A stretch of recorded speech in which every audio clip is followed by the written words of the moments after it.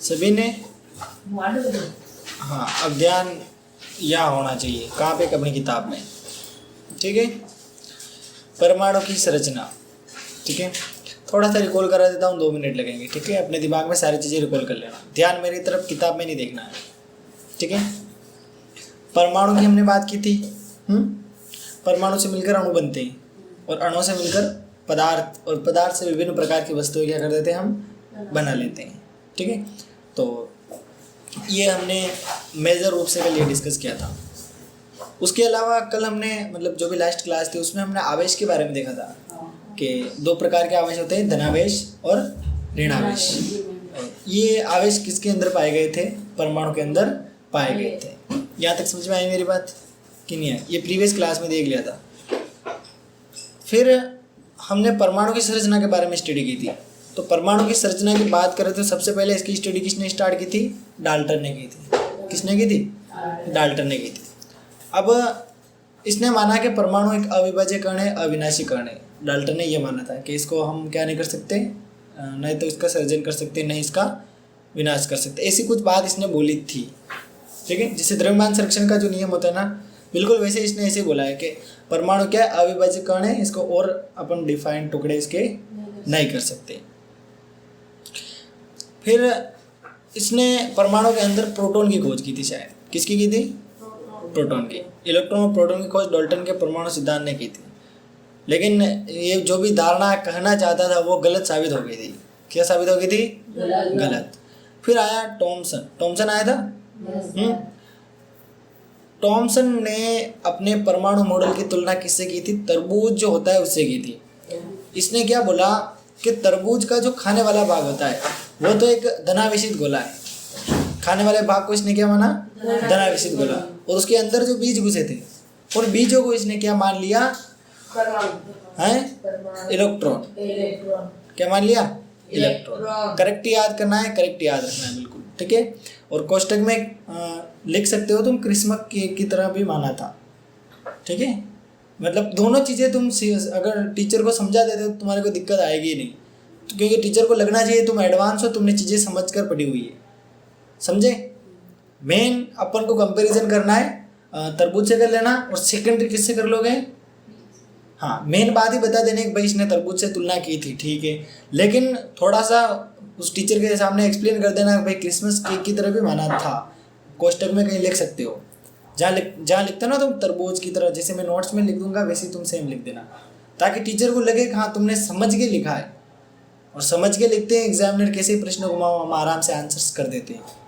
ठीक है, अब तुम्हें क्या आना चाहिए? टॉमसन के परमाणु मॉडल बनाना आना चाहिए। गोला बना देना है, गोले के अंदर माइनस माइनस लिख देना है, माइनस को गोले में बंद कर देना है। ये डायग्राम तुम्हारे बुक में दे रखा होगा। ठीक है, अब इस टॉमसन ने कुछ अपने परिणाम निकाले थे और कब वो हमने डिटेल में कल देख लिए थे। फिर रदरफोर्ड की भी कल हमने मतलब लास्ट क्लास में बात की थी। क्या देखा था रदरफोर्ड के बारे में? इसने मतलब अल्फा कणों का प्रहार किया था सोने की पन्नी पर। तो इसको विभिन्न प्रकार के परिणाम मिले, और परिणाम हमें अच्छी तरीके से याद होने चाहिए। यदि परिणाम हमें याद नहीं है तो फिर कोई मतलब नहीं है। और इसने किस प्रकार अपना प्रयोग किया था इसको डिटेल में और अच्छे से समझाना आना चाहिए। हर किसी आधी अधूरी लाइन तो हर कोई लिख देता है, लेकिन अपन को पॉइंट बाय पॉइंट अच्छे से एक्सप्लेन करना आना चाहिए। क्लियर? बिल्कुल समझ गया। अब हम बात करते हैं बोर की। किसकी? बोर की। इसका पूरा नाम क्या है? Niels Bohr. ठीक है, अब इसने देखा कि भाई ये इस रदरफोर्ड ने तो इसका काम कर दिया, अब साले इसमें मैं कमियां निकालता हूँ। क्या करूँ? मैं इसके मॉडल में कमियां निकालता हूँ। जैसे अंकित ने कोई मॉडल बनाया, तुम कमियां निकालने लग जाते हो। ये पवन चक्की यहाँ थोड़ी होती है, ये वहाँ कहाँ होता है, ये तो कल यहाँ पे ये मत लगाए, गलत है। तो बिल्कुल वैज्ञानिक भी ऐसे ही होते हैं। जैसी तुम्हारी प्रकृति होती है वैसी वैज्ञानिकों की होती है, क्योंकि आने वाले वैज्ञानिक जो होते हैं वो तुम भी तो हो सकते हो। सही बात है ना? अपन देश के वैज्ञानिक नहीं है लेकिन घर के वैज्ञानिक तो है। अपना घर का वैज्ञानिक वाला काम तो कर लेते हैं, कहीं क्या करना है, कहीं क्या करना है, कहीं मोटर चलानी है, कहीं सेल तोड़ना है, सेल के अंदर से कोयल निकालनी है। तो ऐसी टेक्निक अपन क्या कर सकते हैं? लगा सकते हैं। समझ गए कि नहीं? तो अब इसने क्या किया था कि रदरफोर्ड के जो परमाणु मॉडल था उसको देखते हुए अपना मॉडल जो था इसने तैयार किया। अब अपन देखते हैं कि इसने कौन कौन सी अवधारणाएं प्रस्तुत की। दो चीज़ें यहाँ पर लिख रखी है, ध्यान से सुनना, मैं पढ़ रहा हूँ अभी, ठीक है, इनको ध्यान से सुनना।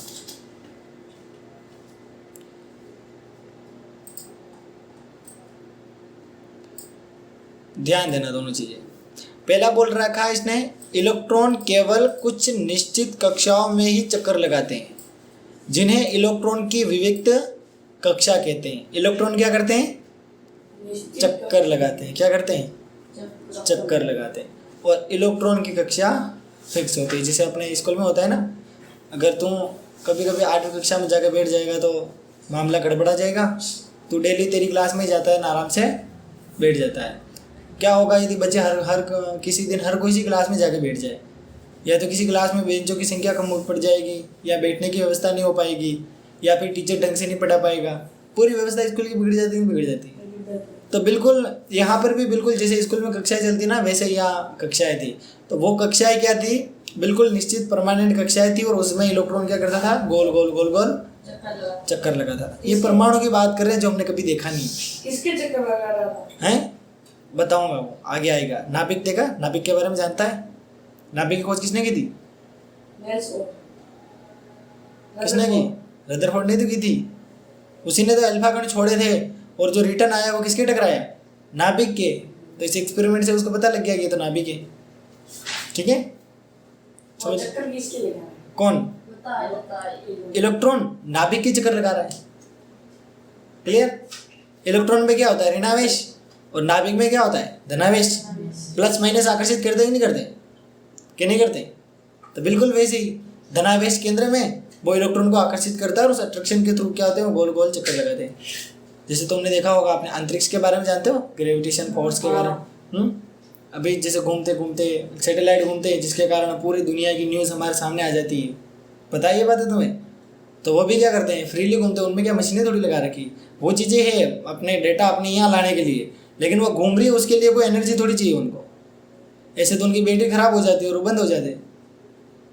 समझे मेरी बात कि नहीं? जैसे टीवी चल रही है, टीवी कैसे चलती है? अपने टीवी सैटेलाइट के थ्रू ही तो चलती है। डिस्क लगी होती है, और डिस्क उन सिग्नल को कैप्चर कर लेती है। सैटेलाइट सिग्नल छोड़ते हैं, और वो अपने जो डिस्क लगी होती है वो कैप्चर कर लेती है, और अपनी टीवी में शो कर देती है। इंटरनेट चाहिए ही नहीं, और मोबाइल में चाहिए, क्योंकि मोबाइल में केबल के थ्रू नेट आता है। तो बिल्कुल यहाँ पर भी अपना मेन कॉन्सेप्ट यही है कि इलेक्ट्रॉन जो है वो निश्चित कक्षाओं में क्या करते हैं? चक्कर लगाते हैं, और इन कक्षाओं को क्या कहते हैं? इलेक्ट्रॉन की विविक्त कक्षा। अंकित क्या बताया अभी मैंने? एक बार फिर से बता देता हूँ, इम्पोर्टेंट है, पूछूंगा। इलेक्ट्रॉन केवल कुछ निश्चित कक्षाओं में ही चक्कर लगा सकते हैं। ठीक है, निश्चित कक्षाओं में इलेक्ट्रॉन क्या कर सकते हैं? चक्कर लगा सकते हैं। इन कक्षाओं को इलेक्ट्रॉन की विविक्त कक्षाएं कहते हैं। क्या कहते हैं? इलेक्ट्रॉन की विविक्त कक्षा, यानी कि जिस प्रकार इलेक्ट्रॉन अपना कक्षा में घूम रहे हैं, वैसे ही यहाँ कॉन्सेप्ट होता है। दूसरा सुनना, जब इलेक्ट्रॉन विविक्त कक्षा में चक्कर लगाते हैं तो उनकी ऊर्जा का विकिरण नहीं होता है। क्या नहीं होता है? ऊर्जा का विकिरण। अब विकिरण क्या होता है अभी समझाऊंगा मैं तुम्हें, लेकिन पहले इसकी कंडीशन समझ लो, ये कहना क्या चाहता है। इसके बारे में जानकारी है, तुम देखना चाहो तो देख लेना। अब यहाँ पे एक डायग्राम दे रखा है, उसको देखो तुम अपनी किताब में। ठीक है, अब इसमें देखो बीच में जो काला काला तुम्हें बिंदु दिख रहा है ना, इसको हम नाभिक के नाम से जानते हैं। किसके नाम से? नाभिक के नाम से। यहाँ लिख भी रखा है। और सबसे पहली जो कक्षा है, पहली जो ये कक्षा है ना, इस कक्षा को किस नाम से जाना जाता है? के नाम से जाना जाता है। हाँ वो चला दे वो लाइट। ठीक है, फर्स्ट जो तुम्हें क्लास दिख रही है उसको के नाम से जानते हैं।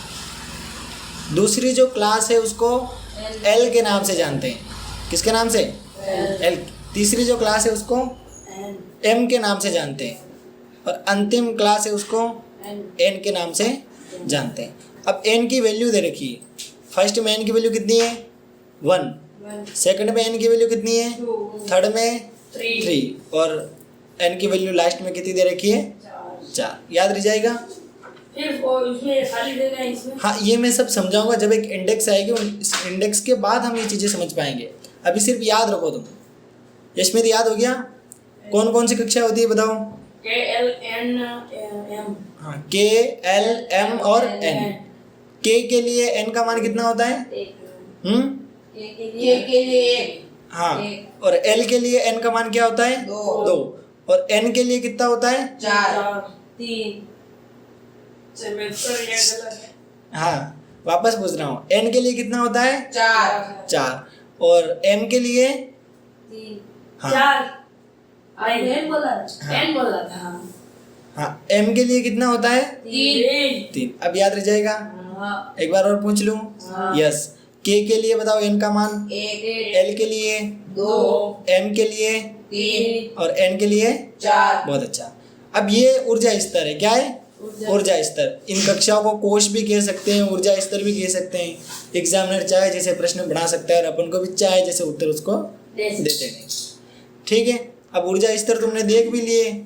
ये परमाणु का एक डायग्राम किसने बताया? ये नील्स बोर ने। आ जाओ, नीचे इसने डिफाइन भी कर रखा है KLMN। ये क्या है? कक्ष है, और इनको इन संख्याओं से अपन क्या कर सकते हैं? दिखा सकते हैं। यहाँ तक समझ में आई मेरी बात? Yes sir. कि नहीं? भावना समझ में आ गई? लेट कैसे हो गई हैं? ऐसे ही लेट हो गई, कोई बात नहीं। चलो, पढ़ना जिसका क्या नाम है। अब हम बात कर लेते हैं न्यूट्रॉन के बारे में। जैसा कि कल भावना का प्रश्न था तो उसका उत्तर दे देता हूँ। थोड़ी सी लेट आती तो उसका उत्तर इसको नहीं मिलता, लेकिन फिक्स समय पे आई है। इसने प्रश्न पूछा था, न्यूट्रॉन की खोज किसने की? पूछा था। Yes sir. अब ये प्रश्न अभी आया है हमारे सामने, ये कॉन्सेप्ट अभी आया है, तो अब हम इसका उत्तर निकालते हैं। हेडिंग दे रखी है न्यूट्रॉन, ठीक है। अब 1932 में, कब? 1932 में एक आदमी था, एक वैज्ञानिक था जिसका नाम था जे चैडविक। क्या नाम था? हाँ अंकित, क्या नाम था? 1932 में जे चैडविक। वापस बोल, 1932 में जे चैडविक। वापस बोल, सही बोलो। चैडविक। जे चैडविक। हाँ, जे चैडविक, बहुत अच्छा। हाँ यशमी बोल दे के नाम बोल। जे चैडविक। बहुत अच्छा। हाँ भावना बोल नाम। जे चैडविक। हाँ, क्या किया था इसने? न्यूट्रॉन की खोज कब की थी? नहीं 1932 में। 1932। बहुत अच्छा। तो इसने 1932 में एक अवपरमाणु कण और खोज के निकाल दिया, ठीक है। जे चैडविक। हाँ, अब इसने इसको बोला अनावेशित कण, और द्रव्यमान इसका किसके बराबर था? प्रोटॉन के। द्रव्यमान किसके बराबर था? प्रोटॉन के। इसका नाम क्या पाड़ दिया? न्यूट्रॉन। ठीक है, यस सर। समझ में आया? एक बार और थोड़ी सी मैं परमाणु के अंदर की लोकेशन है वो क्लियर कर देता हूँ, सुनना। हाँ। परमाणु मतलब इसने जितने भी वैज्ञानिक थे उन्होंने एक गोला बनाया, ठीक है। अब परमाणु के अंदर के अवयव यानी कि अवपरमाणु कण इन्होंने खोज के निकाले, सीधी सी बात है। तो अब इनको परमाणु के केंद्र में यानी नाभिक में क्या क्या मिला? एक तो प्रोटॉन मिल गया, एक न्यूट्रॉन मिल गया। एक तो क्या मिल गया? प्रोटॉन, दूसरा न्यूट्रॉन। अब इलेक्ट्रॉन इनको कहाँ मिले? कक्षाओं के चारों ओर चक्कर लगाते हुए। समझ गए? दो चीजें जो हैं वो कहाँ पर पाई गई है?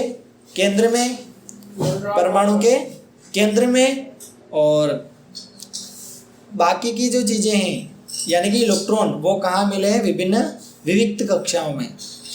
समझ गए? और n की वैल्यू 1, 2, 3, 4 ये कक्षाओं के अकॉर्डिंग होती है, KLMN।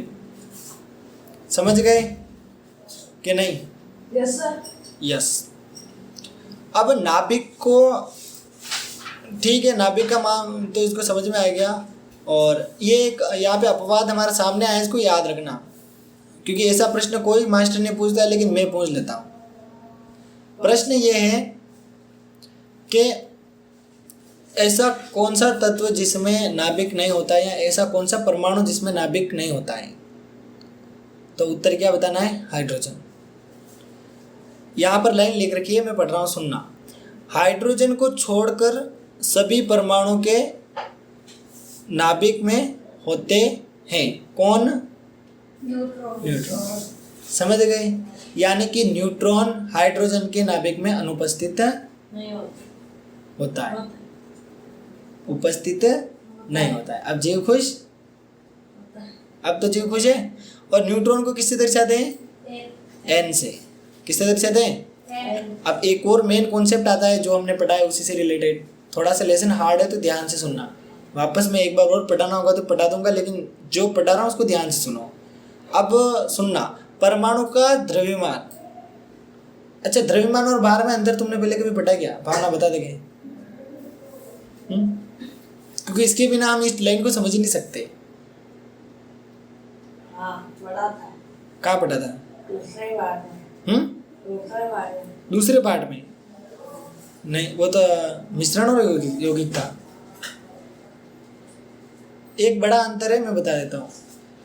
द्रव्यमान जो होता है उसमें पृथ्वी का गुरुत्वाकर्षण नहीं जुड़ता है, और भार जो होता है उसमें पृथ्वी का गुरुत्वाकर्षण जुड़ता है। अपन नमकीन 6 बन लाते हैं बिस्किट, तो उसमें गुरुत्वाकर्षण जुड़ता है। जो भी मतलब हम तोलते ना, तो उसमें ग्रेविटेशन ऐड होता है, वजन। हाँ, उसमें गुरुत्वाकर्षण जुड़ जाता है। लेकिन द्रव्यमान में गुरुत्वाकर्षण जो होता है वो नहीं जुड़ता है। ठीक है, यानी कि उसको ऐसी टेक्निक द्वारा मापा जाता है जिसमें गुरुत्वाकर्षण का मान नहीं जुड़े, ताकि वजन कम आता है। तो याद रखना, किसी चीज़ का द्रव्यमान होता है उससे उसका भार ज़्यादा होता है, क्योंकि गुरुत्वाकर्षण जुड़ रहा है तो वजन तो बढ़ेगा ही बढ़ेगा। क्लियर? अब लाइन सुनना, परमाणु का द्रव्यमान नाभिक में उपस्थित प्रोटॉन और न्यूट्रॉन के द्रव्यमान के योग द्वारा प्रकट किया जाता है। यानी कि कोई भी पूछता है कि परमाणु का द्रव्यमान में तुम क्या चीज़ इंक्लूड करोगे, यानी कि कौन सी चीज़ें परमाणु का द्रव्यमान निर्धारित करती है, तो कौन सी करती है? हाइड्रोजन, प्रोटॉन, न्यूट्रॉन और हाइड्रोजन, प्रोटॉन। बहुत अच्छा। क्या बोला इसने? न्यूट्रॉन और प्रोटॉन। दोनों चीजें मिलके क्या डिसाइड करती है परमाणु का? समझ में आ गया? ऐसा ऐसा कौन सा एलिमेंट है या ऐसा कौन सा परमाणु है जिसके नाभिक में न्यूट्रॉन अनुपस्थित होता है? हाइड्रोजन। क्लियर?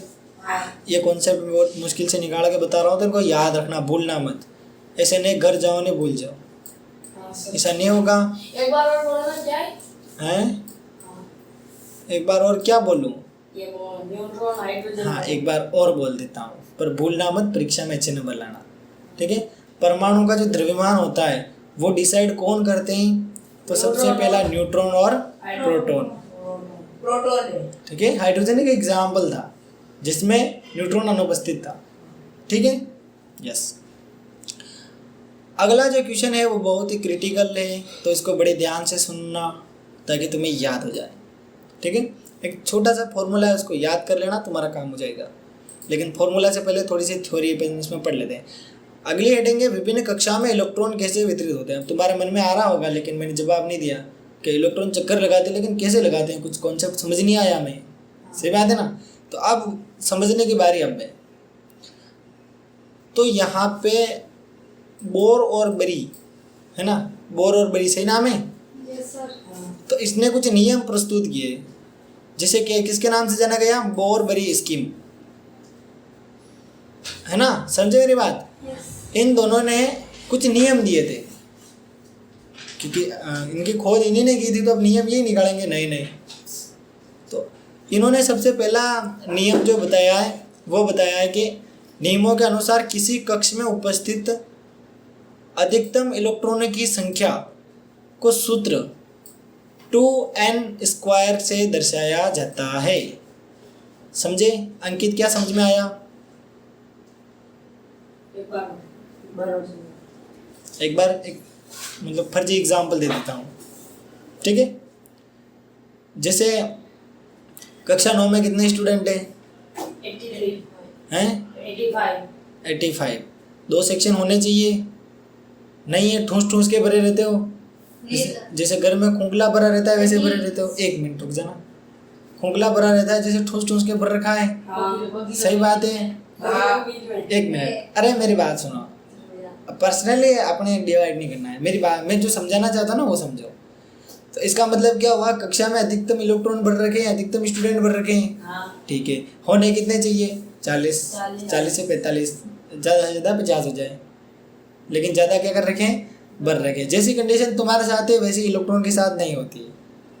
तुम ऐसे सोच रहे होगे कि पहली कक्षा में दो को बिठा रखा है, नहीं हम 5 बिठाते तो नहीं बिठा सकते हो। ठीक है, अभी कक्षाओं के बारे में जान गए। 4 कक्षाएं थी। अंकित कौन कौन सी थी? पहली कक्षा कौन सी थी? N K L M N। हाँ देखा ना वो भूल जाता। ऐसा नहीं जो रे। अरे कोई देखो, बात पेज नहीं। पढ़ के। अरे आज देख रहा है, टेस्ट के दिन कहाँ से देखेगा। ठीक है, तो टेंशन लो इसमें। तो अभी पढ़ रहे हैं तो कोई दिक्कत है नहीं। अभी तुम भले देख के बताओ, बिना देख के बता रहे हो तो अच्छा है, देख के बता रहे हो तो थोड़ा सा कम अच्छा है। हाँ अंकित कौन कौन सी कक्षा होती है? हाँ कौन कौन सी हैं? पहली कक्षा कौन सी होती?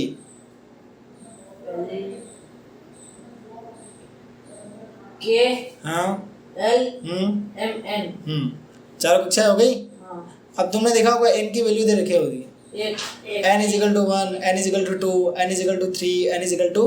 कहाँ पे ले रखी? अब ये जो फॉर्मूला अभी मैंने तुम्हें बताया है, उस फॉर्मूले में तुम्हें n की वैल्यू रखनी है, तुम्हें इलेक्ट्रॉनों की संख्या पता लग जाएगी।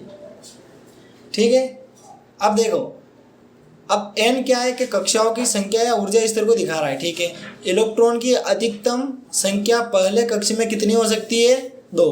कैसे हो सकती है यहाँ बता रखा है। देखो 2 का गुणा 1 से किया, 1 का स्क्वायर 1 ही होता है तो यहाँ पे 2 ही आएगा। ठीक है, 3 का स्क्वायर करो कितना, 2 का स्क्वायर करो कितना आ रहा है? 8। वाह, किसने सिखाया? 2 का स्क्वायर 8 होता है? 4 होता है। 4 का गुणा, हाँ 4 का गुणा फिर 2 से करो कितना हो रहा है? 8। तो दूसरे कक्ष में अधिकतम कितने इलेक्ट्रॉन हो सकते हैं? 8।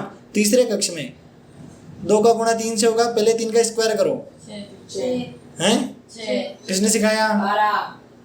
किसने सिखाया? 18। किसने सिखाया? गलत है, किसने सिखाया? ये गलत। स्क्वायर नहीं आता है तुम्हें। 3 का स्क्वायर, अरे 3 का गुणा 3 से करो, 6 कैसे आ रहे हैं? 9। अब 9 का गुणा किसे करो? 2 से, कितना आ रहा है? 18। तो m कक्ष में कितने इलेक्ट्रॉन हो जाएंगे? 18। अब बात करते हैं अंतिम कक्ष की, जिसको n के नाम से जानते हैं। अब इसमें 4 का स्क्वायर करो। 4 का स्क्वायर 8। वाह, किसने सिखाया? 16। हाँ 16 सही है। ठीक है, कितना सही है? 16। हाँ, अब 16 × 2 करो, कितना हो रहा है? 32। 32। तो अंतिम कक्ष में कितने इलेक्ट्रॉन आ जाएंगे? 32। 32। अब ये बात रामायण जिसको समझ में आ गई, उसको नीचे के जो चित्र बना रखा है, ये देखो, ये सारे इलेक्ट्रॉन को दिखा रखा है, ये तुम्हें ऑटोमेटिकली समझ में आ जाएगा। हीलियम में कितने इलेक्ट्रॉन होते हैं? अरे हीलियम में कितने इलेक्ट्रॉन दे रखे हैं? N और C ये से 2 दे रखे हैं ना, 2 बिंदु लगा रखे हैं। हाँ सर। लिथियम में कितने दे रखे हैं?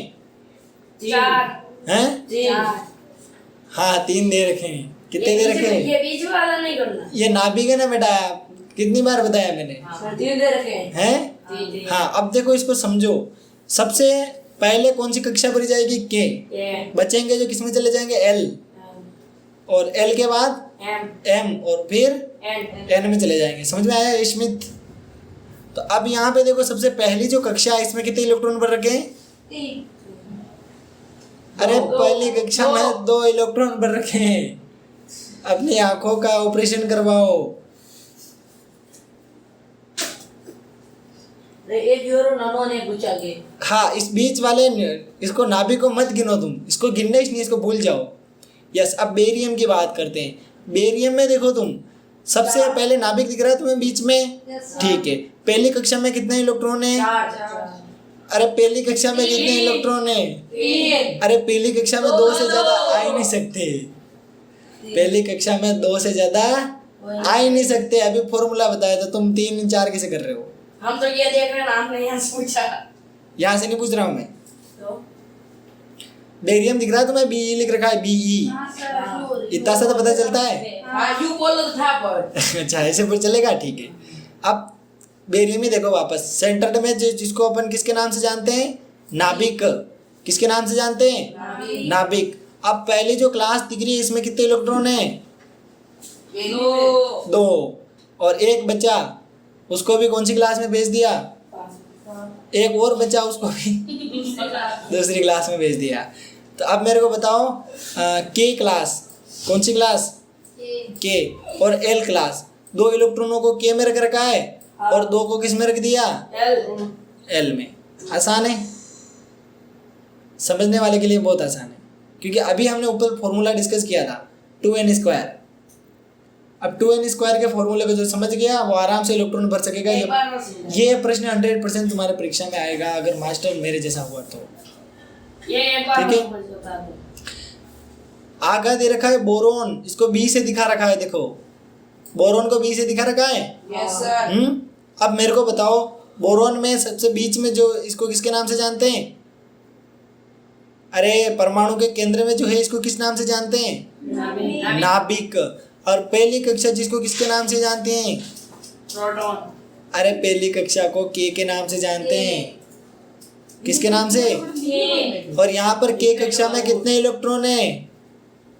2। और इसमें आप देखो अगली जो क्लास है एल, इसमें कितने इलेक्ट्रॉन है? 2 अरे 2 कहाँ है? गिनो। 1 2 और 3। 2 ऊपर की ओर दिख रहे हैं और 1 नीचे की ओर है, हाँ सर। दिख रहे ना? तो कितने इलेक्ट्रॉन हो गए? 3। अब टोटल 5 इसमें हुए कि नहीं हुए? अब तुम सोच रहे हो कि ये हो कैसे रहा है, ये बढ़ कैसे रहे? हाँ। तो आगे एक टेबल तुम्हें दे रखी होगी, उस टेबल में सारा एक्सप्लेन कर रखा है। एक बार और समझा दो ना। ठीक है, कार्बन समझ लेते हैं। ठीक है, हाँ सर। कार्बन। कार्बन की यदि हम बात करें तो बीच में जो है वो क्या है? नाभिक। सबसे पहली क्लास कौन सी है? के क्लास में कितने इलेक्ट्रॉन है? 2। अगली क्लास कौन सी है? एल। एल क्लास में कितने इलेक्ट्रॉन है? गिनो। हैं? 4। देखो ना, आंखें है तुम्हारे, कितने इलेक्ट्रॉन है? 4। और एल क्लास में अधिकतम इलेक्ट्रॉन हम कितने भर सकते हैं? सर इसने तो बड़ा बहुत इसका उत्तर जो देगा उसको समझ आ जाएगा। क्या? 2 से ज्यादा नहीं। एल क्लास में हम कितने इलेक्ट्रॉन भर सकते हैं? 4। 4। कैसे? जैसे कि पहली क्लास में 2 है। अभी मैंने फॉर्मूला बताया था ना, उसमें n का मान 2 रख के देखो, 2 का स्क्वायर करो कितना हो रहा है? 4 हो रहा है। 4 का गुणा 2 से करो 8। एल क्लास में 8 इलेक्ट्रॉन अधिकतम हम भर सकते हैं। जैसे 8 पूरे भराए फिर अगली क्लास में चले जाएंगे। ठीक है, समझ गए मेरी बात? हाँ सर। अब भी कोई दिक्कत है? नहीं। एक और समझा देता हूँ। No tension. अगला दे रखा है नाइट्रोजन। नाइट्रोजन ही है, हाँ। इसको N से दिखा रखा है। अब तुम यहाँ पे देखो सेंटर्ड में है, इसको किसके नाम से जानते हैं? नाभिक। पहली क्लास कौन सी है बताओ? के क्लास में कितने इलेक्ट्रॉन है? 2। अगली क्लास कौन सी है? एल क्लास में कितने इलेक्ट्रॉन है? 1 2 3 4 और 5। समझ गए? हर एक आकृति में एक एक इलेक्ट्रॉन बढ़ता जा रहा है। लिथियम में कितने इलेक्ट्रॉन है? 3। बेरियम में कितने हो गए?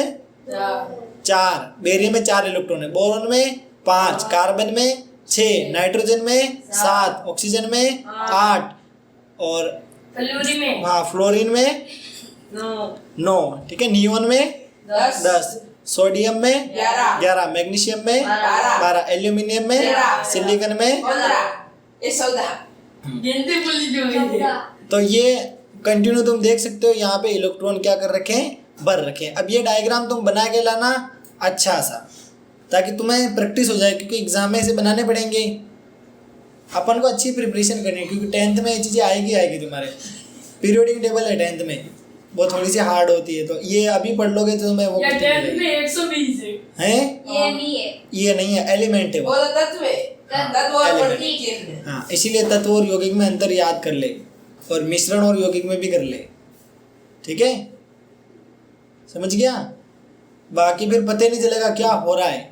एक बार समझाओ ना ये ये। उल्टा ही बता देता है किसी का आंसर तो। तो इस रेंज में तो मैंने वो नंबर तो कमा लिए। अब इस वैज्ञानिक की 2 बातें और रह रही, उनको भी हम पढ़ लेते हैं, क्योंकि हम कुछ छोड़ना नहीं चाहते हैं। सबसे बाहरी कोश में इलेक्ट्रॉन अधिक। सबसे बाहरी कोश में इलेक्ट्रॉन की अधिकतम संख्या कितनी हो सकती है? 8। किसी परमाणु के दिए गए कोश में इलेक्ट्रॉन तब तक स्थान नहीं लेते जब तक कि वह उसमें से पहले वाली भीतरी कक्षा पूर्ण रूप से भर नहीं जाते। इससे स्पष्ट होता है कि कक्षाएं क्रमानुसार भरती है। बहुत ही अच्छा सवाल है, जैसे कि अभी मैंने तुम्हें बताया था। तुम्हारे यहाँ सिस्टम उल्टा हो रहा है ना? 85 प्लस स्टूडेंट हैं, उनको एक ही क्लास में भर रखा है। लेकिन परमाणु के मामले में क्या होता है? फर्स्ट क्लास में कितने स्टूडेंट आएंगे? 2। हमारी क्लास बड़ी कर दिया तो 1 मिनट, अरे मैं समझा रहा हूँ। देखो जब तुम एग्जाम दोगे ना तब तुम्हें उस क्लास के अकॉर्डिंग सारी चीजें याद हो जाएगी, ठीक है। लेकिन यहाँ पे फर्स्ट क्लास में सिर्फ 2 स्टूडेंट को बिठा सकते हैं, तीसरा आया नहीं लपड़ मार के बाहर, मतलब उसको बाहर की कक्षा में बिठा देंगे, एल क्लास में चला जाएगा। एल क्लास में अधिकतम कितने इलेक्ट्रॉन आ सकते हैं? 8। समझ गए? तो तुम्हारे पास फॉर्मूला है, तुम चाहो जितनी कक्षाओं के निकाल सकते हो, लेकिन हमारे लिए 4 कक्षा है तो तुम्हें उनको ही याद करना है, के, एल, एम और एन। एन कक्षा में कितने इलेक्ट्रॉन आएंगे अधिकतम? किसमें? एन। एन। हाँ एन। एन। हाँ दिमाग तो खाने में, तो फिर कैसे बताए उत्तर? मैं बताऊं 32। बहुत अच्छा। हाँ 32। एल क्लास में एल एल 8। एल में 8। 8। हाँ अंकित के में बताओ? 2। बहुत अच्छा, तो याद हुआ, धीरे धीरे हो जाएगा, टेंशन इस मत लो। हाँ ठीक है। एम में 32 है एम में 32। अब बात नहीं बेटा, अब सबसे इम्पोर्टेंट कॉन्सेप्ट पढ़ रहे हैं, इससे संबंधित प्रश्न पूछे जाएंगे। अभी तक पढ़ाई समझ में आ गया? हाँ सर। ये सारी बीमारी कहाँ से शुरू हो रही है? नील बोर से। इस बोर ने सारे जितने कॉन्सेप्ट निकाले उसी से तुम्हारा पाठ कठिन हो गया है।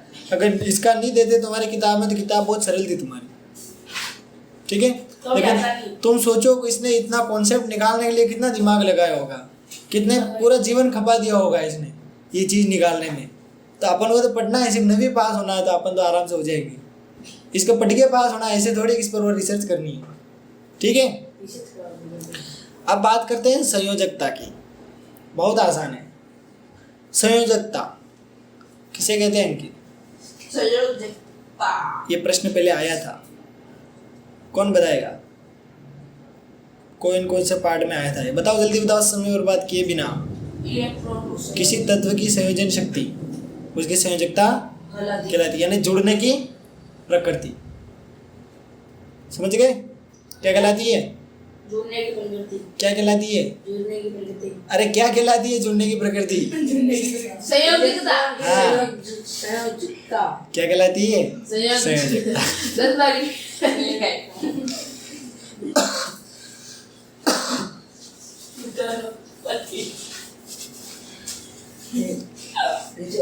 मैं सोच रहा हूँ अब भी इसका दिमाग एक्टिव हो, लेकिन इसका दिमाग तो एक्टिव होने का नाम ही नहीं ले रहा है।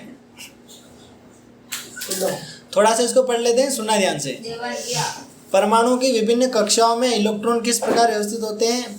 किसी परमाणु की सबसे बाहरी कक्षा में उपस्थित इलेक्ट्रॉनों को संयोजकता इलेक्ट्रॉन कहा जाता है। प्रश्नावली, इसका आंसर बता दिया मैंने, कौन बताएगा? क्या फिर बोलना पड़ेगा? वापस सुन लेना।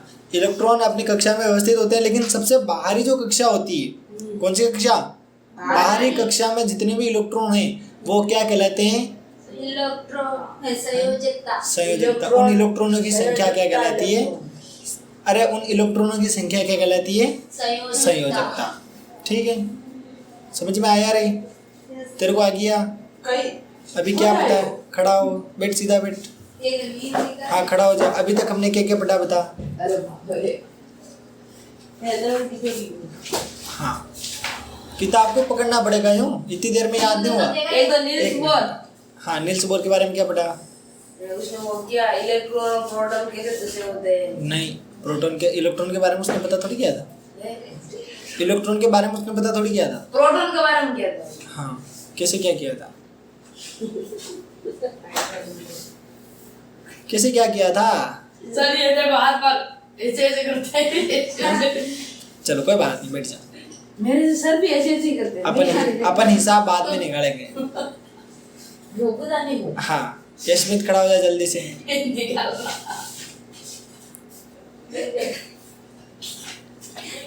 इलेक्ट्रॉन की कक्षाओं के बारे में बताओ, क्या क्या पढ़ा है हमने?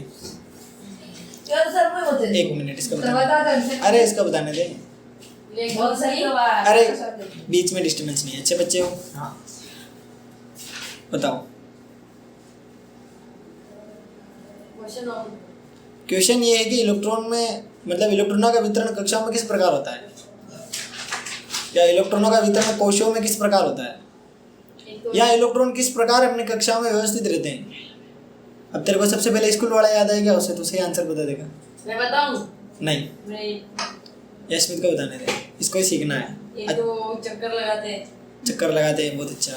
और एक ही क्लास में जैसे कि सारे वो फ्रेंड दादी। हाँ, कमल। एक ही क्लास में सभी इलेक्ट्रॉन एक साथ नहीं रह सकते। हाँ। उनकी संख्या निर्धारित होती है। हाँ। तो बताओ संख्याओं के, उन कक्षाओं के नाम बताओ और किसमें कितने इलेक्ट्रॉन होते हैं ये बताओ। एन में 2। एन क्लास होती नहीं है। क्या क्या? एक मिनट, तुम मत बोलना। के के में 2, एल एल में 8, 8, एम में 16, 18, एम में गुणा कर लेना इसको, जो भी संख्या है। 18 हैं? एम में 18 किसी में नहीं। 8 हाँ 8। 8 है। हाँ, एल में 8 है ना। हाँ, एम में 16। 16 और 32 उसमें एन में। गुड, बैठ जा। सर अभी एम में 18 कैसे है? इसमें तो 18 बता रहे हैं। किसमें? एम में। तू रुक जाना, मेरे को देखना है ना इसको कितना आता है। मैं सही बता दूंगा तो फिर मामला बिगड़ जाएगा ना। ठीक है, तो अभी तुम क्या कंफ्यूज हो रहे हो ना। अब देवीलाल बताएगा, खड़ा हो जा। हाँ। देवीलाल आपके सारे कंफ्यूजन दूर करेगा अभी। हाँ। कितना बोल के फिर हाँ, इसको बताने दो ना। हाँ, तेरे लिए प्रश्न है कि एम कोश में कितने इलेक्ट्रॉन होंगे। जो उसने गलत बताया वो तू सही बता दे। एम में वो 18 बता रहा था लेकिन स्पष्टीकरण नहीं दे सका। अब तेरे को स्पष्टीकरण देना है। एम में कितने होते? हाँ, एम क्लास में 18 होते। कैसे? कैसे 2 into 3 किया, गुणा कर अच्छा, 2 into 3 क्यों किया? कर लिया। इसका मान लाना है। एक मिनट, तुम्हें नहीं बोलना है, सिर्फ ये बोलेगा। हाँ। इसका मान लाने के लिए। किसका मान किसका लाना है? एन का। एन क्या है? Proton, nitrogen. हाइड्रोजन समझना सर न्यूट्रॉन है नहीं है न्यूट्रॉन नहीं। Electron proton neutron. अरे एम एक कक्षा है। हाँ सर विवेक हाँ, अब आगे बताओ। एम कक्षा में 18 इलेक्ट्रॉन कैसे आए, समझाओ। एम कक्षा देखा तो कक्षा में पोटेशियम, नहीं मैग्नीशियम। नहीं, हर गलत आंसर नहीं बोलने। अच्छे बच्चे गलत एम आंसर। कक्षा में अंकित खड़ा हो, अंकित। एम कक्षा में 3 बच्चे आए। अब बैठ जा। हाँ, ये हमारे सब एम अपना दूर एम क्लास में 18 इलेक्ट्रॉन कैसे हो रहे हैं, समझाओ देखें। एम में अच्छा, कैसे निकाले 18 कैसे आया आंसर? 2 का 2 से किया तो 4 आ रहे हैं। 2 का 2 से गुणा किया तो 4 आ रहे हैं। 4 का 4 से किया तो 16। ये क्या है, कहाँ से क्या हर कुछ? ओ सर ये मुंह 2 से 4 एक है। मिनट, सभी साइलेंट। ये बच्चा समझता है, खड़ा होकर बता। 3 into 3 करेंगे तो 9 और 9 into 2 करेंगे तो 18 आ जाएगा। नहीं, थोड़ा सा और क्लियर करो। एक मिनट, समझा ना। सबसे पहले स्क्वायर होगा, फिर मल्टीप्लाई होगा। तो बोलना पहले स्क्वायर करेंगे फिर मल्टीप्लाई करेंगे। किसका स्क्वायर करना है? हाँ, स्क्वायर इसका करना है। इसके तो मेरे समझ में नहीं आता है। मतलब सर 3 वर्ग का किसका स्क्वायर करना है। हाँ, 3 का स्क्वायर करना है। हाँ, 3 का स्क्वायर कर। 9 हाँ, 9 का फिर से किससे गुणा करेंगे? 9 का स्क्वायर 2 से करेंगे तो कितना आएगा? 18 आएगा। तो इसे समझा नहीं सकता है। एक बार वो समझा। मैंने 16 बोला, 16 आ रहा है। मैं 14 बोलता, तू बोल देता 14 आ रहा है। पर आ कैसे रहा ये समझा ना। एक बार वापस समझा। एक बार नहीं, आ गया समझ, बैठ जा। एक बार वापस। ठीक है, कुल मिला के ए बेटा, अरे अरे तुम्हें नहीं खाएगा ये ना, ध्यान मेरी तरफ। ये चीज साफ करो ना कहीं।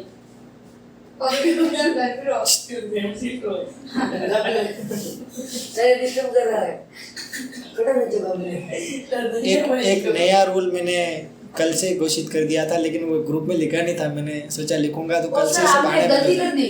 वहाँ पे लिखा था कक्षा 5 दिसंबर 5 सितंबर 2033 लिख दिया आपने। कोई बात नहीं, तुम तो समझ गए, तुम तो समझ गए। हाँ, मैं समझ तो कोई दिक्कत नहीं। ठीक है, 2033 रहेगा। आपने क्या 10 साल रहेगा। अरे तुम तो समझ गए ना, तो कोई दिक्कत नहीं। ठीक है, और तुम से समय पे आ समय ठीक नहीं गए, है। ये नहीं समझ पाए शायद, है ना? बाकी सब सर समझ ये गए। समय और कम कर दो आप ए, 40 की सर मैं 2:10 का अब पढ़ ले, समय बर्बाद नहीं करें। यस, 2:10 का एक बार और समझ लो मेरी बात। हमारे पास एक फॉर्मूला है 2n स्क्वायर, ठीक है। n की वैल्यू 1 रख सकते हैं, फर्स्ट सर, ये जो भी इसका- क्लास है उसका रिजल्ट आ जाएगा। और n की वैल्यू 2 रखेंगे, जब 2 कोश में कितने इलेक्ट्रॉन है वो पता लग जाएगा। n की वैल्यू 3 रखेंगे तो 3 के अकॉर्डिंग आंसर्स मिल जाएंगे, और n की वैल्यू 4 रखेंगे तो 4 के अकॉर्डिंग आंसर्स मिल जाएंगे। ये जो आंसर्स होंगे ये क्या होंगे? इलेक्ट्रॉनों की संख्या। क्लियर? यस सर, समझ गए? यस सर, अब कोई दिक्कत इसमें नहीं होनी चाहिए। थोड़ा सा संयोजकता को देख लेते हैं। हाँ सर, अब सबसे अंतिम कोश है, लास्ट कोश, जिसमें इलेक्ट्रॉन है उनकी संख्या को अपन क्या कह सकते हैं? संयोजकता। क्या कहेंगे? संयोजकता। बोर बेरी स्कीम से हम जानते हैं किसी परमाणु के बाह्यतम कक्ष में अधिकतम 8 इलेक्ट्रॉन रख सकते हैं। कितने इलेक्ट्रॉन रख सकते हैं? 8 इलेक्ट्रॉन।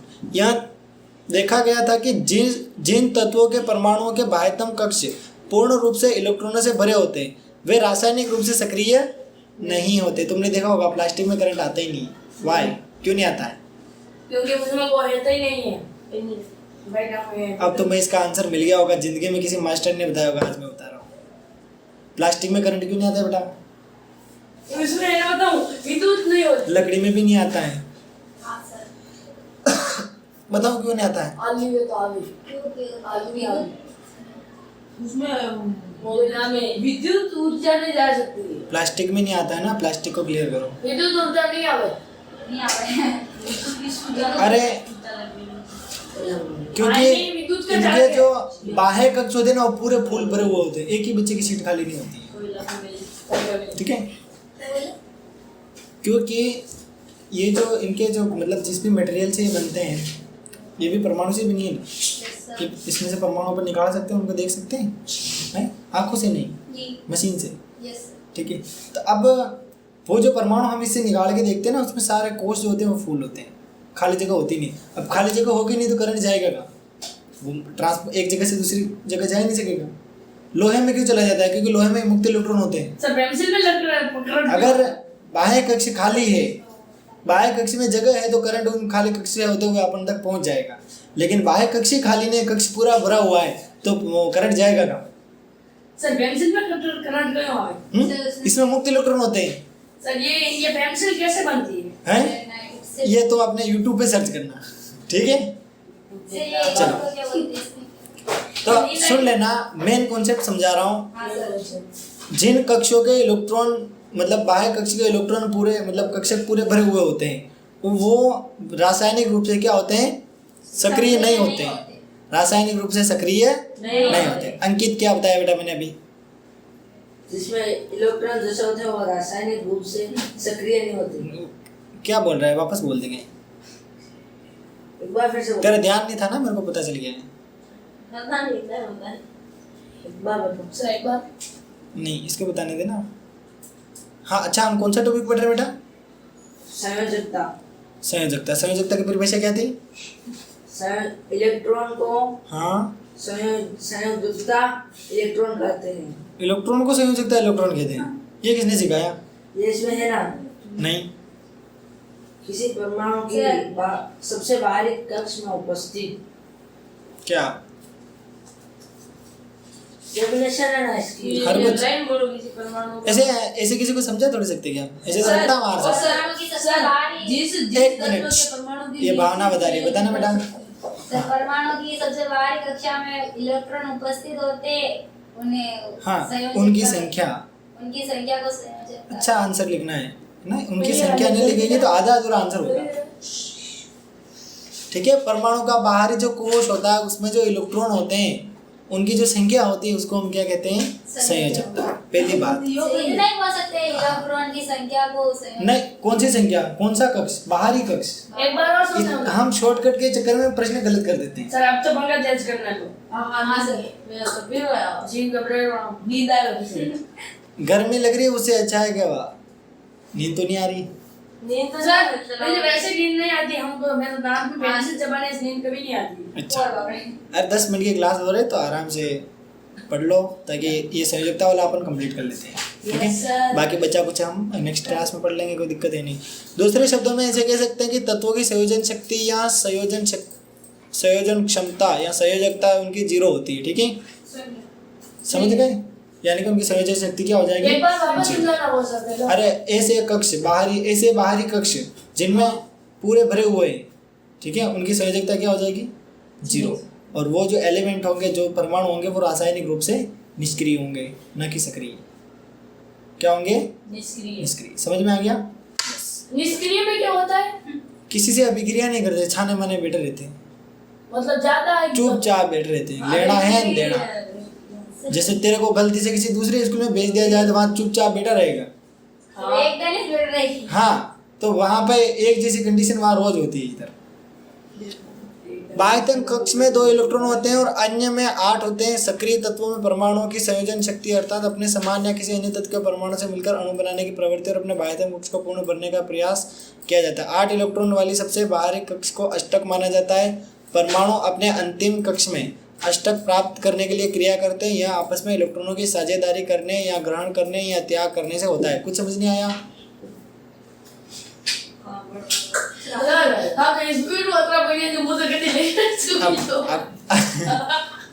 अब समझाता हूँ।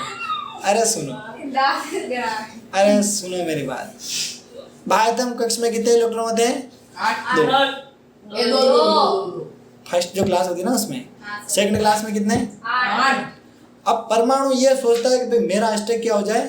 पूरा, यानी कि 8 जैसे उसका अष्टक पूर्ण हुआ है ना, तो वो स्टेबल हो जाएगा। वो जो भी परमाणु है वो क्या हो जाएगा? स्टेबल हो जाएगा। यानी कि पहले तो क्या है, दिमाग खराब रहता है, फिर उसका दिमाग ठीक हो जाएगा। हाँ यार, अब अपने काम मस्त है। तो एक रिलीफ फील कर रहा है ना, एक टेंशन ले रहा है। अब टेंशन कौन लेगा? जिसके परमाणु की कमी है। अब हर एक परमाणु का यही प्रयास रहता है कि वो अपना अष्टक पूरा कर ले, अपने पूरी क्लास में इलेक्ट्रॉन को क्या करें? भर ले। चाहे वो किसी को इलेक्ट्रॉन दे, चाहे किसी से इलेक्ट्रॉन ले, कुछ भी करो, लेकिन उसका मेन टारगेट ये रहता है कि अपनी क्लास उसको कंप्लीट करना।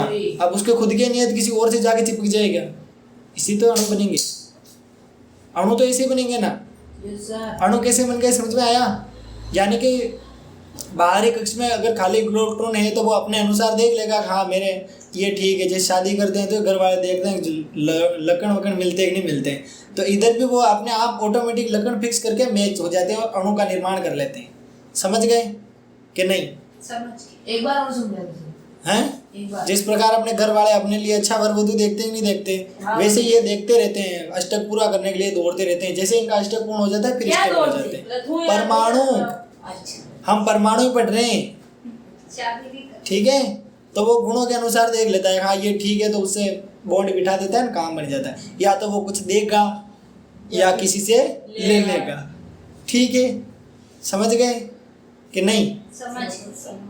परमाणु की बात कर रहे हैं। परमाणु में इलेक्ट्रॉन देते हैं वो, अपन तो पैसे देते हैं, किसी को वापस देते ही नहीं है, लेकिन इलेक्ट्रॉन जाते हैं और कभी कभी आ जाते हैं। किसमें?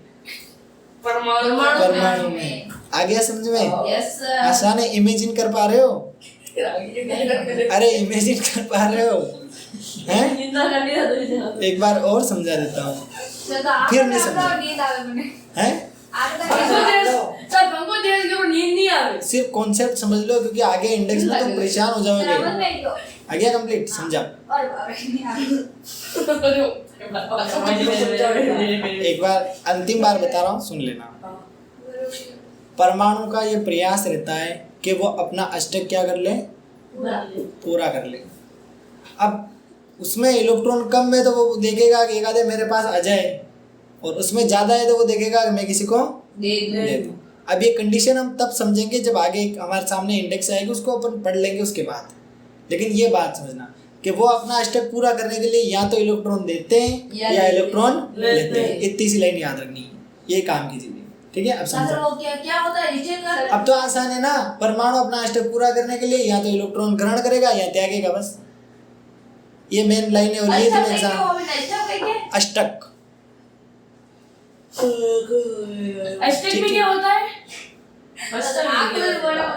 हाँ नहीं बोलेगी, टेंशन मत ले। अष्टक में क्या होता है सर? सुनना, इलेक्ट्रॉनों के अष्टक बनाने के लिए जितनी अष्टक यानी 8 इलेक्ट्रॉन पूरे करने रहते हैं उनको, ठीक है। अष्ट बोलना है इसे। हाँ, अष्टक अष्ट अष्टक ही बोलते हैं, तो अपन को भी अष्टक ही बोलना है। जितनी संख्या में इलेक्ट्रॉनों की साझेदारी या स्थानांतरण होता है वही उस तत्व की संयोजन शक्ति कहलाती है। एक बार और जिसने संयोजकता की परिभाषा दे दी है कि बाहरी कक्ष में इलेक्ट्रॉन होते हैं वही क्या कहलाते हैं, संयोजकता। और उन संयोजकता इलेक्ट्रॉनों का प्रयोग करते हुए भी वो किसी से बंध ये कहाँ पे बनाते हैं। हाईलाइट कर देता हूँ।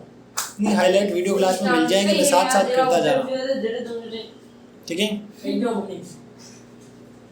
अब देखो सुनो, एक एग्जाम्पल आया है इसमें, हाइड्रोजन, लिथियम, सोडियम के प्रत्येक परमाणु में एक इलेक्ट्रॉन होता है।